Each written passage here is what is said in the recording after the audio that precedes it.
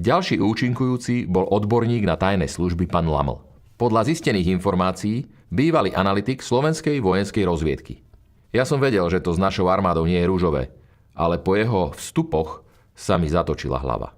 Podľa tohto analytika vraj doktor Čolakian uviedol, že má vyštudovaných 24 vysokých škôl.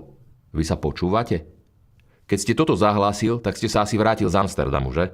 Ak ste takto pracoval aj vo vojenskom spravodajstve, tak to sa ako Slovensko nemáme čím chváliť. Ako pekne kvázi reportérka manipuluje, je vidieť aj pri dotazovaní sa v Cerne na Egona Čolakiana. Títo sci-fi reportéri sú dobre vyškolení na to, ako zadať otázku, aby dostali presne takú odpoveď, akú potrebujú. Odpoveď Cernu bola presne na vašu otázku.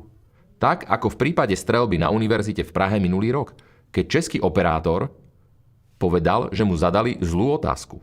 Egon Čolakian nepracoval v Cerne. On spolupracoval na projekte alebo projektoch, ktoré boli realizované v spolupráci s Cernom. Čiže buď neviete počúvať s porozumením, alebo sa pokúšate manipulovať verejnosť takýmito nepostrehnutelnými odchýlkami.